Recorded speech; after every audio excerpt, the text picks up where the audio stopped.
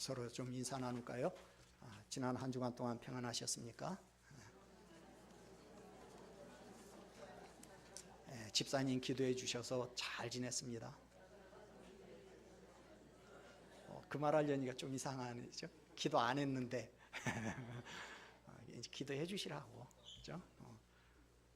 여러분 옆에 앉아, 되게 성도님들 보면 꼭 앉는 자리에 앉거든요. 평생에 꼭 여러분 앉는 그 자리에 앉잖아요. 여러분 옆에 앉는 분이 거의 정해져 있어요. 다른 성도님들 위해서는 기도 못해도 여러분 옆에 앉아 있는 분들을 위해서라도 기도해 주세요. 자, 우리 지난주에는 주님이 말씀하신 종말의 징조들을 보았어요. 전쟁과 난리가 있고 지진과 기근과 전염병 같은 자연재해와 하늘의 천재지변이 있고 또 믿음 때문에 핍박을 받고 법정에서는 그런 고난을 당하고 특별히 우리의 가장 가까운 사람들로부터 배신을 경험하는 그런 고난을 받는다고 그랬죠. 근데 주님은 변명할 걸 미리 궁리하지 않도록 명심하라고 그러셨어요. 왜? 주님이 이 모든 걸 다 아시고 대책을 준비하고 계신다는 거죠. 오직 너희는 인내하라 그러셨어요.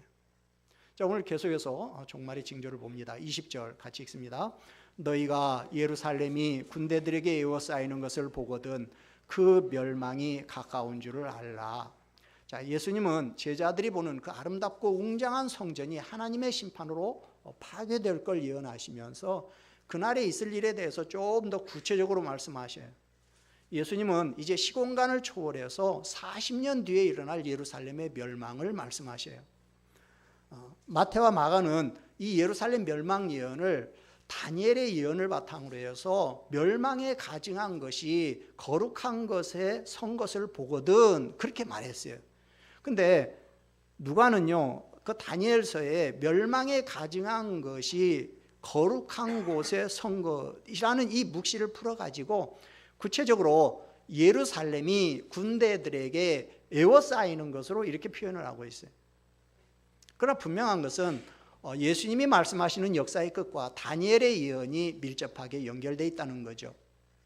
그러면 다니엘이 말하는 이 멸망에 가증한 것이 거룩한 곳에 선 것이 뭘 말하느냐?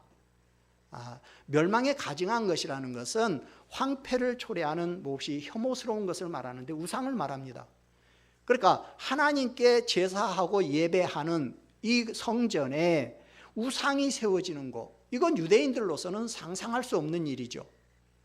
근데 이게 주전 168년에 그 수리아의 안티오쿠스 에피파네스라는 이 사람이 이제 예루살렘을 정복하면서 성전에다가 그 제우스 신상을 세워요.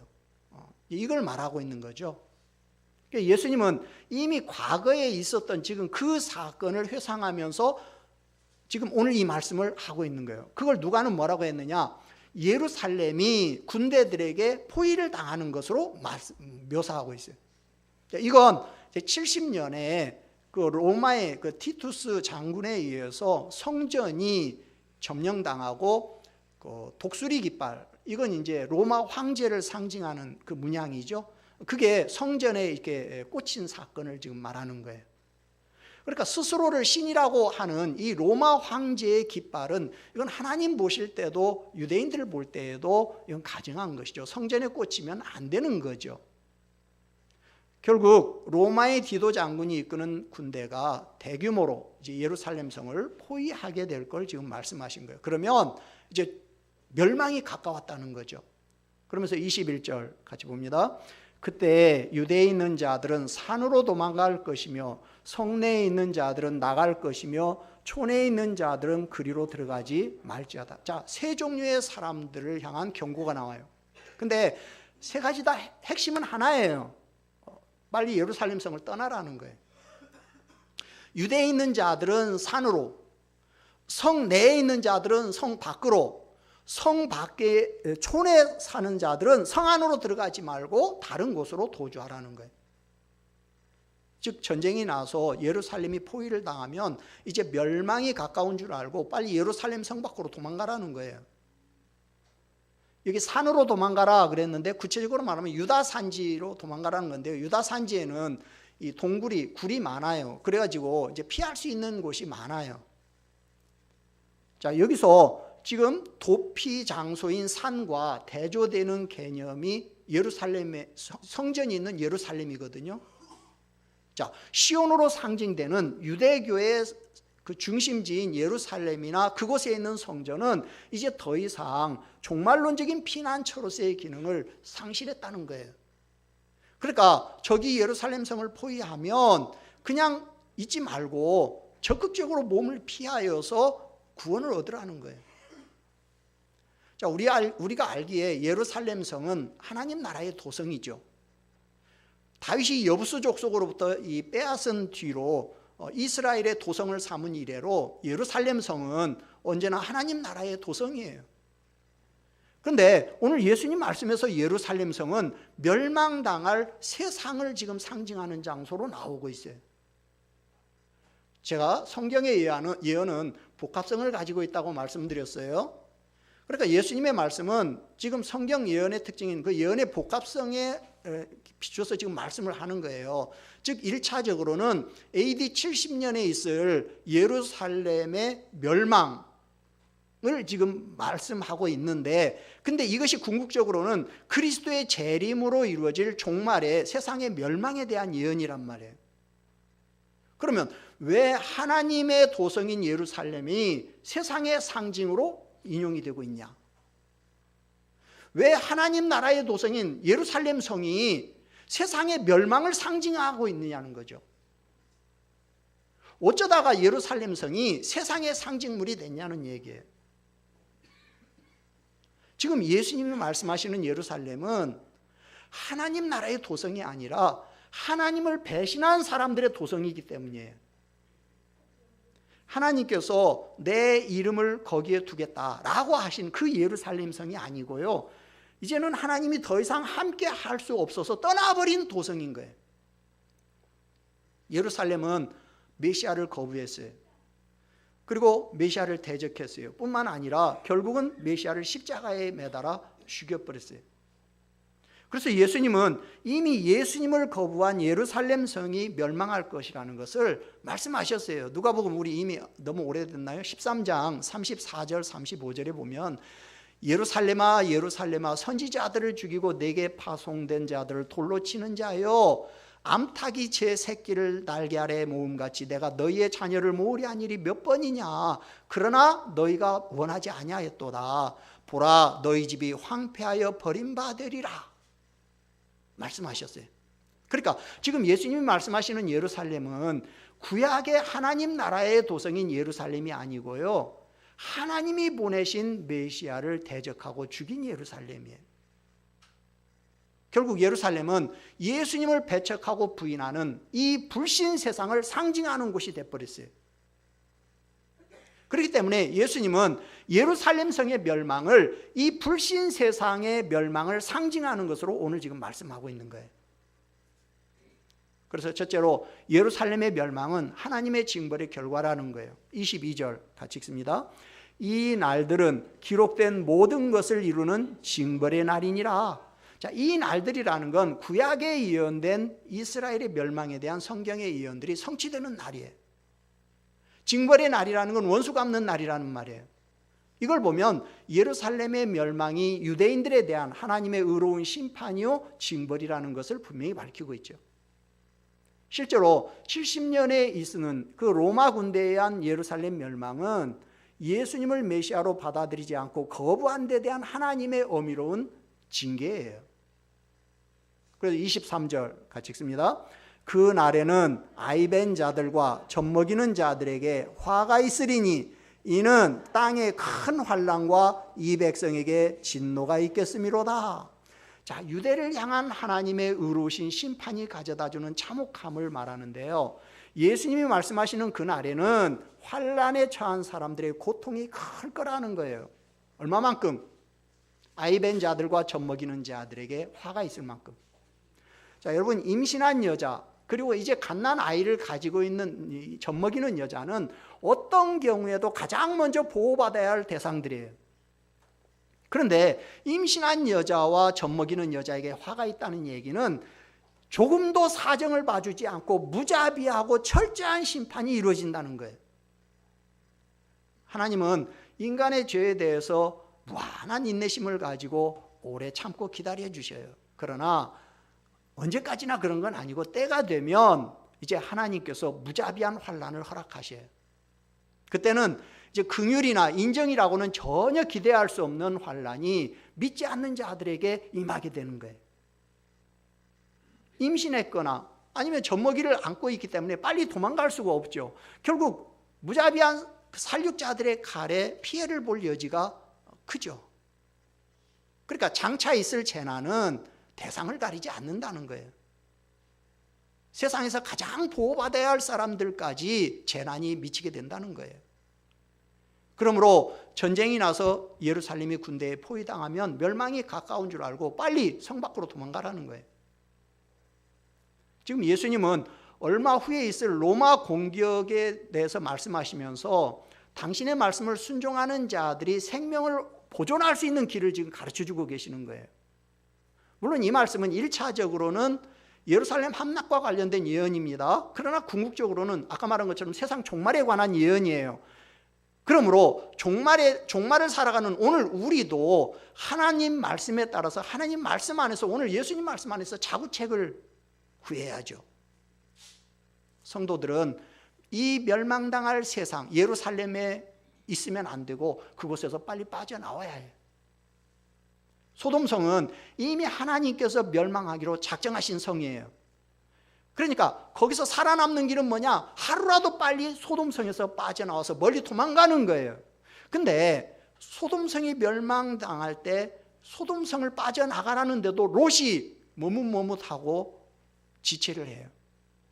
오죽 답답했으면 천사가 손을 잡고 직접 소돔성 밖으로 끌어내는 것을 볼 수 있어요.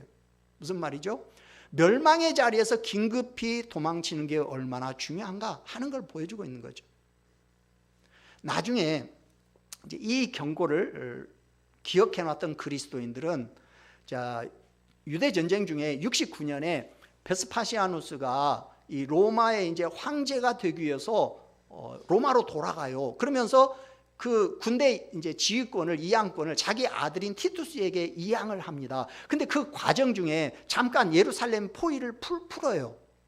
이때 예수님의 이 말씀을 기억했던 그리스도인들은 많이 예루살렘 성 밖으로 빠져나가 가지고 그 요단강 동쪽에 있는 이제 우리가 데카폴리스 이게 10개의 도시로 되어 있는 그걸 데가볼리라고 하는데 거기에 펠라라는 곳으로 피신을 해가지고 많은 그리스도인들이 살아남아요. 그러나 예수님을 믿지 않던 유대인들은 요세푸스의 전쟁, 유대 전쟁사에 의하면 이 유대 전쟁 기간에 무려 110만 명이 죽음을 당하게 돼요.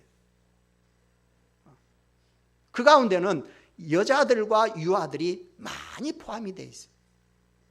누가는 예루살렘의 멸망의 비참함을 땅에서 당하게 되는 환난과 백성에게 내려지는 진노로 지금 묘사를 하고 있는 거예요. 거기 보니까 이는 땅의 큰 환난과 이 백성에게 진노가 있겠음이로다 그랬죠. 그러니까 예루살렘의 멸망은 결국 하나님의 징벌의 결과예요. 결국 큰 환난과 진노는 죄를 미워하시는 하나님의 속성에 근거해서 반드시 이 땅의 백성들에게 임하게 된다라는 것을 지금 보여주고 있는 거예요. 둘째로 예루살렘은 이방인의 때가 차기까지 이방인들에게 밟혀요. 자, 24절 같이 읽습니다. 그들이 칼날에 죽임을 당하며 모든 이방에 사로잡혀 가겠고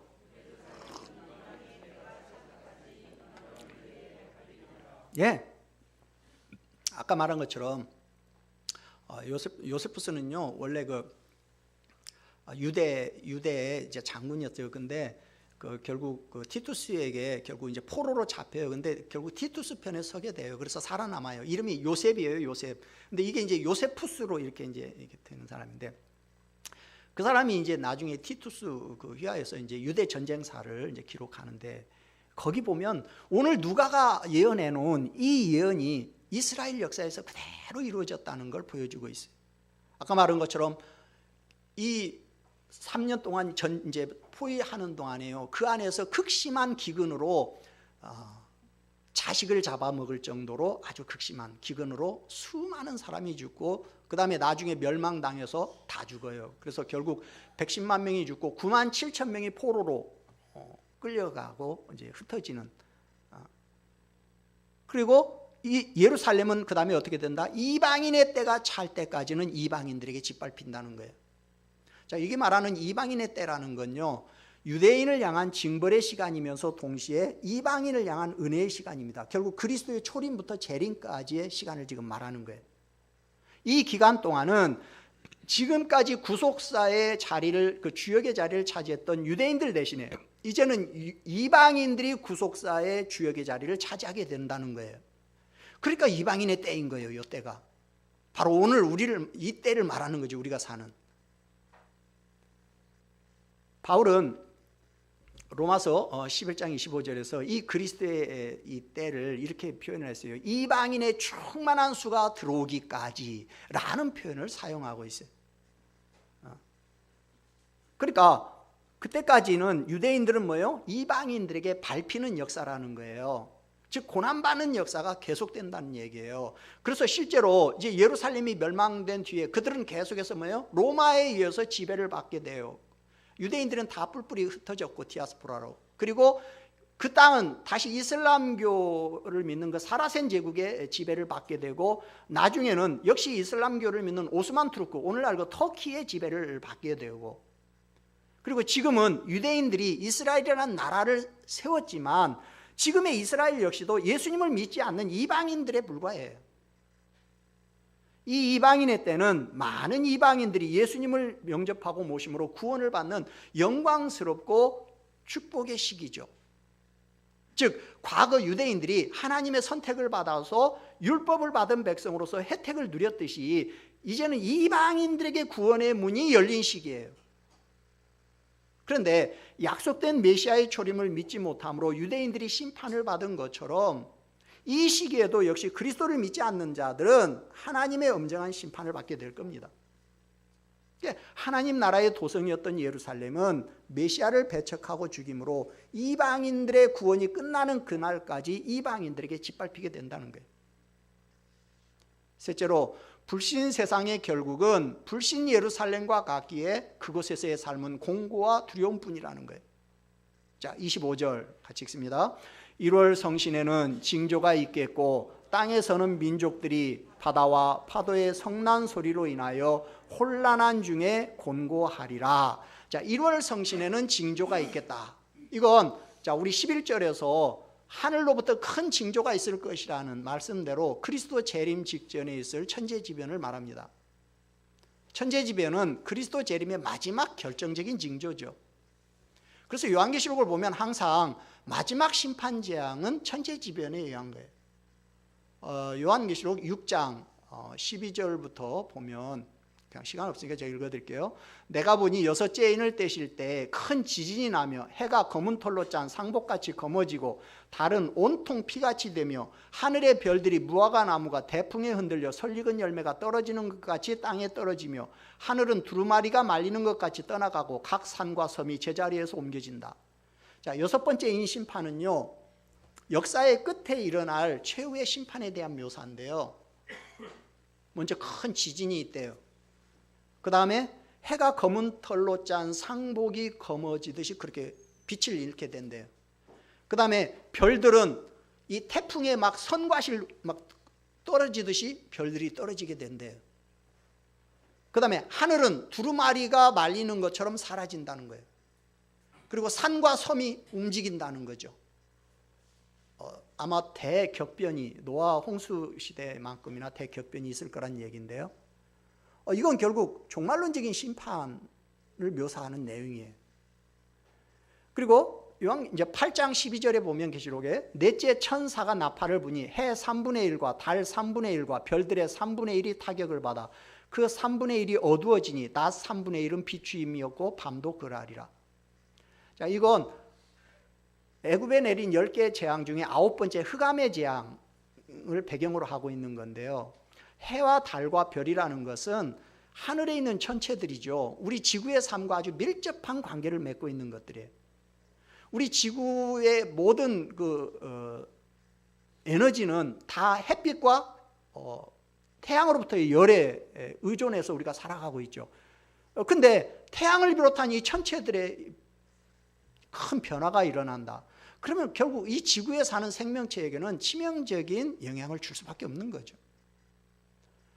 그 다음에 요한계시록 16장에 보면 넷째 천사가 그 대접을 해에 쏟음에 해가 권세를 받아 불로 사람들을 태우니 사람들이 크게 태움에 태워진지라. 자, 대접 심판에서는요, 해가 사람들을 막 다 태워 죽인대요. 여러분, 요한계시록에 나오는 이인 심판이나 나팔 심판이나 대접 심판은 다 그 자체로 각각 완전한 하나님의 심판 시리즈예요. 단지 차이가 있다면 심판의 강도가 이는 4분의 1, 나팔은 3분의 1, 대접은 1분의 1 전체에 이제 심판이 이루어진다. 이제 즉 심판의 강도가 점점점 세지는 것으로 그것만 차이가 있어요. 그러니까 지금 마태와 마가는 해가 어두워지고 달이 빛을 내지 않고 별들이 하늘에서 떨어지고 라고 우주의 해체에 대해서 묘사를 한 것을, 누가는 오늘 말세의 대이변을 그냥 1월 성신에는 징조가 있겠다 이렇게 간단히 언급을 하고 있어요. 그러니까 예수님이 재림하실 때는 이제 놀라운 천체의 대변화가 수반된다는 얘기죠. 이건 모든 요한계시록뿐만 아니라 모든 예언들은요 다 구약의 그 예언에다가 이렇게 근거를 두고 있는데, 이건 이제 이사야 13장 9절 10절의 예언. 그러니까 이사야가 예언한 그 여호와 심판의 날, 그 날이 곧 예수님의 재림으로 결국 이루어진다라는 것을 이제 보여주고 있는 거예요. 그 다음에 거기 보니까 땅에서는 민족들이 바다와 파도의 성난 소리로 인하여 혼란한 중에 공고하리라. 자, 여러분, 천체에 그런 엄청난 변혁이 있는데 이 땅인들 편안하겠습니까? 이 땅에는 큰 혼돈이 나서 뭐예요? 바다 가운데 큰 파도가 일어난다는 거예요. 그래서 사람들은 두려움과 불안에 고통에 떤다는 거예요. 여기 바다와 파도의 성난 소리라는 건 아마도 모든 사람들이 두려움에 떨 어마어마한 크기의 해일을 아마 이야기하는 것으로 그렇게 보입니다. 그러면서 26절 같이 읽죠. 사람들이 세상에 임할 일을 생각하고 무서워함으로 기절하리니 이는 하늘의 권능들이 흔들리겠습니다. 자, 세상 마지막 날 보게 될 사람들의 그 반응을 점층법으로 지금 표현하는데요. 자, 사람들이 말세에 임하는 징조들에 의해서 놀랍거나 불안하는 정도에서 그치는 것이 아니라 이제는 무서워서 기절까지 한다는 거예요. 얼마나 무서우면 사람이 기절을 합니까? 여러분 기절해 본 적 있어요? 말세에 임하는 일이 정확하게 뭘 말하는지는 모르지만 어쨌든 사람들이 생각만 해도 두려움에 기절을 할 정도로 그렇게 어마무시한 무서운 일이라는 거죠. 근데 거기에 그런 이유가 뭐냐? 하늘의 권능들이 흔들린다는 거예요. 이건 두 가지로 해석할 수 있어요. 하나는 앞에서 말한 하늘의 권능들이 흔들린다, 앞에서 말한 해, 달, 별을 비롯한 이 천체들의 대이변을 말하는 것으로 볼 수가 있고, 또 하나는 하늘에 있다고 생각하는 이 공중권세 잡은 자들로 사람들을 미혹하는 악한 영들, 즉 예수님 재림 때 완전히 멸망받을 이 사탄의 세력들의 마지막 발악으로 인한 환란으로 우리가 볼 수도 있어요. 그래서 요한계시록에 보면 5번째, 6번째 나팔, 5번째, 6번째 대접 심판이 바로 이 악한 사단의 세력들로 인한 그런 환란이죠. 결국은 불신 세상의 결국은 불신 예루살렘과 같기 때문에 그곳에서의 삶은 공고와 두려움뿐이라는 거예요. 네 번째, 근데 새 예루살렘의 결국은 구원이기에 그곳에서의 삶은 소망이라는 거예요. 자, 27절 같이 읽습니다. 그때 사람들이 인자가 구름을 타고 능력과 큰 영광으로 오는 것을 보리라. 자, 이건 다니엘서 7장 13절 14절을 배경으로 하는 말씀인데요. 그냥 제가 읽어드릴게요. 내가 또 밤 환상 중에 보니 인자 같은 이가 하늘 구름을 타고 와서 옛적부터 항상 계신 이에게 나아가 그 앞으로 인도되매 그에게 권세와 영광과 나라를 주고 모든 백성과 나라들과 다른 언어를 말하는 모든 자들이 그를 섬기게 하였으니 그의 권세는 소멸되지 아니하는 영원한 권세요 그의 나라는 멸망하지 아니할 것이니라. 자, 인자 같은 이가, 여러분 인자는 뭡니까? 그냥 말 그대로 The Son of Man, 사람의 아들이라는 말이에요. 그런데 인자 같은 이가 옛적부터 항상 계신 이가 누구예요? 성부 하나님을 말하겠죠. 한테 가가지고 모든 백성과 나라를 영원히 다스리는 통치권을 부여받아요. 그러니까 이 존재는 어떤 존재냐? 천상적인 존재예요. 그런데 인간을 다스리는 존재니까 결국 인간이 되는 자라는 그런 의미가 있는 거죠. 결국 인자는 하나님으로부터 통치권을 부여받은 천상적인 존재로 기꺼이 인간으로 와서 순환받고 죽기까지 낮아졌다가 나중에 이제 부활 승천해서 하나님의 인정을 받고 영광을 회복해서 나중에 다시 심판주로 다시 재림하시는 예수님을 가리키는 단어예요. 그래서 예수님께서 이 땅에 계실 때도 당신이 메시아라는 것을 가리킬 때 완곡하게 인자가 하면서 당신을 인자라고 이렇게 표현하셨던 거죠. 그 인자가 구름을 타고 능력과 큰 영광으로 오신다는 거예요. 그러니까 이건 하늘로 올라가실 때 영광스러운 모습을 재림 때에도 동일하게 그 모습으로 재림한다는 얘기인데요. 여러분들이 구름을 탄다 하면 우리가 이제 이거 두 가지로 우리가 해석할 수 있어요. 하나는 뭐냐면 문자 그대로 실제적인 사건으로 보는 거죠. 사도행전 1장에 보면 예수님께서 승천하시는 장면을 누가가 어떻게 묘사를 해놨어요? 구름 속에서 이렇게 승천하시는 것으로 그렇게 묘사를 해놓고요. 사람들이 그걸 쳐다보고 있는데 천사가 너희들이 지금 쳐다보는 그 모습 그대로 예수님이 다시 재림하신다 이렇게 말씀을 해주셨어요. 그러니까 예수님께서 재림하실 때는요 어떻게 오신다? 구름을 타고 손오공처럼 구름을 타고 이렇게 모든 사람들이 볼 수 있게끔 오신다는 거야. 그러니까 여러분 자칭 지금 재림 예수라고 하는 사람들 100% 다 거짓말이라는 거 알겠죠? 성경에 분명히 뭐라고 했어요? 승천할 때 그 모습으로 온다고 했는데 여러분 지금 자칭 재림 예수라는 사람들 중에 구름 타고 내려온 사람 한 명이라도 있어요? 하나도 없잖아요. 다 거짓말이라는 거죠. 그죠?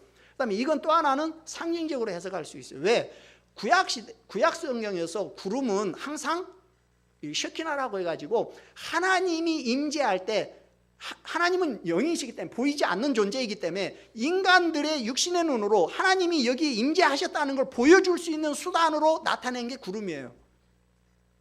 그러니까 예수님이 구름을 타고 오신다는 얘기는 영광 가운데서 하나님이 오신다는 얘기죠. 결국은 이 두 가지를 합하면 뭐다? 예수님은 천상적인 존재로서 영광 중에 이 땅에 구름을 타고 오신다는 거죠. 그것도 심판주로. 그러면서 마지막 28절 같이 읽습니다. 이런 일이 되기를 시작하거든 일어나 너희 속량이 가까웠느니라 하시더라. 자, 재림의 때 사람들은 극단적으로 대조적인 모습을 보일 겁니다. 자, 그 날이 믿지 않는 자들에게는 영벌에 처해지는 두려움의 날이 될 것이고 믿는 자들에게는 영생과 구원을 얻는 완전한 기쁨의 날이 될 겁니다. 그래서 예수님은 오늘 믿는 자들을 향해서 뭐라고 하냐면 일어나 머리를 들라 이렇게 말씀하셔요. 성도들은 두려워할 필요가 없다는 거예요. 오히려 이런 일이 되기를 시작하거든요. 일어나 머리를 들라는 거예요. 무슨 뜻이에요? 우리의 존재감을 드러내라는 거예요. 왜요? 예수 안 믿는 사람에게는 주님의 재림의 날이 징벌의 날이고 심판의 날이지만 우리에게는 그 날이 속량의 날, 구원의 날, 승리의 날이기 때문에 그러므로 너희들의 존재감을 확실하게 드러내라는 거예요. 주님 나 여기 있어요 라고. 누가는 예수님을 따름으로 인해서 고난당하는 자들에게 지금 격려와 용기를 주고 있는 거죠. 세상 마지막 징조들을 볼 때 성도들은 머리를 들고 그 징조들에 민감하게 반응하면서 주님 재림의 때를 기다리라는 거예요. 이제는 세상적인 관심을 좀 내려놓고 새롭게 펼쳐질 새하늘과 새 땅을 기대하고 바라보면서 소망을 가지라는 거예요. 세상 마지막 때 믿지 않는 사람들은 두려움으로 이제 숨을 곳을 찾게 될 겁니다. 그러나 성도들은 세상 것에 미련을 두지 말고 도래할 하나님 나라의 영광을 바라보면서 소망을 그 나라에다 두고 그 나라를 환영할 준비를 하라는 거예요. 사람들은 이 종말에 대한 이야기, 이 말씀을 전하면 특별히 요한계시록에 대해서 사람들은 굉장히 무서운 책이라는 생각들을, 선입견들을 다 가지고 있어요. 왜? 요한계시록이 뭘 말하는지를 모르고 있기 때문에. 요한계시록에 나오는 그 무서운 그 심판의 내용들이 나오는 부분들은 다 불신 세상에 내려지는 심판이에요. 애굽의 10가지 재앙을 다 배경으로 하고 있는데요, 여러분 출애굽할 때 애굽에 내려지는 10가지 재앙이 하나님의 백성을 대상으로 해서 내려지는 게 아니잖아요. 바로와 애굽 백성들에게 내려지잖아요. 그리고 결국 그들에게 내려지는 재앙은 결국은 뭘로 연결이 돼요? 이스라엘 백성들의 구원으로 연결이 돼요. 그러니까 우리 요한계시록에 나오는 인, 나팔, 대접 이런 심판들도요, 다 누구를 타겟으로 해서 떨어지는 심판들이냐면 이 세상, 즉 불신자들을, 원수들을 향한 심판인 거예요. 출애굽의 10가지 재앙이 애굽 사람들한테는 심판이었지만 이스라엘 백성들에게는 구원이었듯이 요한계시록에 나오는 심판의 목적도 세상에 대한 심판을 통해서 궁극적으로는 뭘 하기 위해서요? 하나님의 백성들을 구원하기 위한 거예요. 그러니까 성도들은 하나님의 심판은 하나님의 공의가 이 땅에 온전히 이루어지는 하나님의 구속계획의 일부분이다 라는 사실을 깨닫고 거기에 대해서 두려워 떨 것이 아니라 고개를 들으라는 거예요. 자, 여러분은 심판에 대해서, 종말에 대해서 어떤 생각을 가지고 있습니까? 사람들 중에는 심판에 대한 막연한 두려움을 가지고 있는 분들이 있어요. 개인의 종말인 이 죽음에 대해서도 두려움을 갖고 있고, 또 이 우주적인 종말에 대해서도 두려움을 가지고 있고, 그래서 사람들은 어떻게든지 거기서 회피하려고 그래요. 개인적인 종말도 어떻게든지 할 수만 있으면 죽음을 회피하려고 하고, 우주적인 종말도 어떻게든지 회피하려고 하고, 또 어떤 사람들은 지나친 관심을 가지고 거기에 두려움에 빠져 있는 거야. 그래서 조그만 무슨 일이 생기면 이게 지금 이때가 아닌가 이런 염려를 하고, 그러면서 이제 엉뚱한 행동들을 하는 거죠. 여러분 과천에 그 은혜로 교회에 그 신옥주 씨라고 아셔요? 아시는 분 계셔요? 여자예요. 한 60 정도 먹었는데, 그분이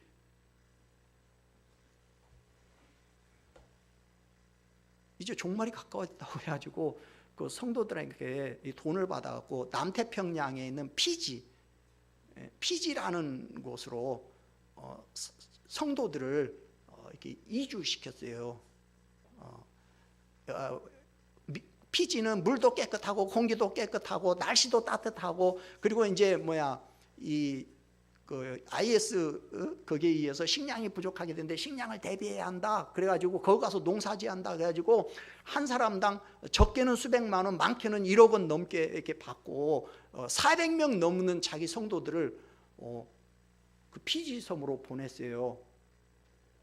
그래놓고 딱 도착하니까 여권 다 뺏어갖고 못 돌아오게 해놓고 그 다음부터 이제 강제 노동에 이제 동원시킨 거야. 그러면서 타작마당이라고 했고 회개해야 한다고 했고 서로 성도들끼리 서로 치게 하고, 심지어는 아버지가 자식을 치게 하고 자식이 아버지 할아버지를 치게 하고, 그랬다가 결국은 작년에 김포공항에서 인천공항에서 결국 이제 붙잡혔죠. 나는 그런 엉터리인 어쨌든 성도 중에 400명을 보냈다는 얘기는 과천의 은혜로교회가 400명 더 모인다는 얘기 아니에요. 그 중에서 400명 보냈다는 얘기니까, 그런 엉터리인 목사님은 그렇게 성도들이 많이 간데 나같이 똑바로 가르치는 교회는 왜 안 오는 거야? 이해가 안 가. 그잖아요. 참나.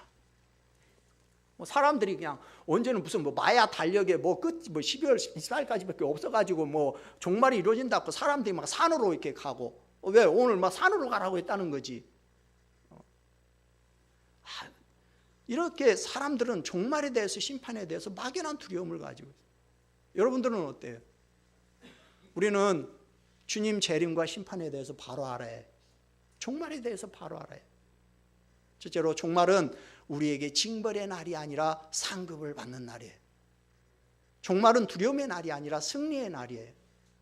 주님 재림하시는 날은 우리에게는 복된 날이고 영광스러운 날이에요.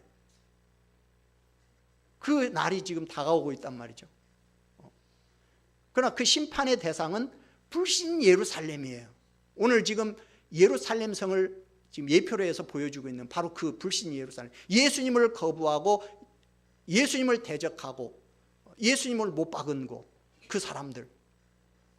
주님 재림의 날이 예수님을 믿지 않는 불신자들한테는 심판의 날이고 징벌의 날이고 두려움의 날이지만, 그러나 예수님을 구주로 주님으로 영접한 사람들에게는 속량의 날이고 구원의 날이란 말이에요. 여러분들이 이 사실을 분명히 아셔야 해요. 예수님 재림하시는 것에 대해서 두려움을 갖고 여러분들이 생각하고 있으면 안 돼요. 지금 우리는 이 땅에서 어떻게 살아야 할까요? 일어나서 머리를 드셔야 해요. 여러분들이 존재감을 드러내셔야 해요. 그러니까 교회에서만 성도고 밖에 나가서는 행여나 누가 나 예수 믿는다는 사실 알까 봐서 그냥 입 꽉 다물고, 식사기도 할 때도 그냥 대충 이마로 그냥 짚고서 그냥 이렇게 저렇게 하고 그냥 이게 뭐 이마 쓱쓱 몇 번 문대고 그냥 이렇게 그냥 먹고 식사기도 한 건지 뭐 이마 긁은 건지 모르게 그러지 마시고 여러분들의 존재감을 드러내라는 거예요. 드러내라. 왜? 승리의 날이 다가오고 있단 말이에요.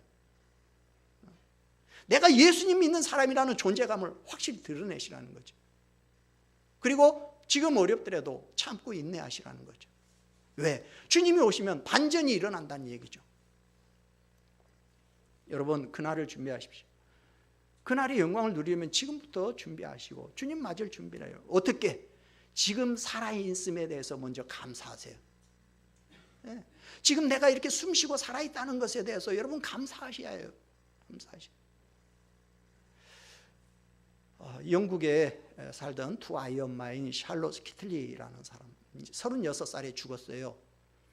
대장암 사기 진단을 받고 간과 폐로 암이 전이되어서 25번 방사선 치료를 받고 39번 화학 치료를 받았는데도 근데 결국 죽었어요. 근데 이 사람이 남긴 마지막 블로그 글을 제가 소개해 드리겠습니다. 살고 싶은 날이 일이 많은데 저한테는 허락하지 않네요. 내 아이들 커가는 모습도 보고 싶고 남편에게 못된 마누라도 되면서 함께 늙어보고 싶은데 그런 시간을 안 주네요. 죽음을 앞두니 매일 아침 아이들에게 일어나라고 서두르라고 이 닦으라고 소리 지르는 나날이 행복이었더군요. 장례식 문제를 미리 처리해 놓고 나니 매일 아침 일어나 아이들 껴안아주고 뽀뽀해 줄 수 있다는 게 새삼 너무 감사하게 느껴졌어요. 얼마 후 나는 그이의 곁에서 잠을 깨는 기쁨을 잃게 될 것이고 그이는 무심코 커피잔 2개를 꺼냈다가 커피는 한 잔만 타도 된다는 사실에 슬퍼하겠지요. 딸아이 머리도 따줘야 하는데 아들 녀석 잃어버린 레고 조각이 어디에 굴러들어가 있는지 저만 아는데 앞으로는 누가 찾아줄까요? 6개월 시한부 판정을 받고 22개월을 살았습니다. 1년 보너스를 얻은 덕에 초등학교 입학 첫날 학교에 데려다주는 기쁨을 누리고 떠날 수 있게 됐습니다. 녀석의 첫 번째 흔들거리던 이빨이 빠져 그 기념으로 자전거를 사주러 갔을 때는 정말 행복했어요. 보너스 1년 덕분에 30대 중반이 아니라 30대 후반까지 살고 가네요. 복부 비만이요? 늘어나는 허리 둘레요? 그거 한번 가져봤으면 좋겠습니다. 휘어지는 머리카락이요? 그거 한번 뽑아봤으면 좋겠습니다. 저도 한번 늙어보고 싶어요. 부디 삶을 즐기면서 사세요. 두 손으로 삶을 꼭 붙드세요. 여러분이 부럽습니다. 여러분, 주어진 하루를 소중히 여기면서 후회 없는 삶을 사십시오. 오늘은 어제 누군가에게는 그렇게 살고 싶어 했던 하루예요. 오늘 하루 최선을 다하는 삶을 사십시오. 그리고 주어진 삶에 감사하면서 삶을 즐기면서 오늘 하루도 승리하시기를 주님의 이름으로 축원합니다. 아멘. 우리 찬송 175장 부르고 하나님 앞에 기도합니다.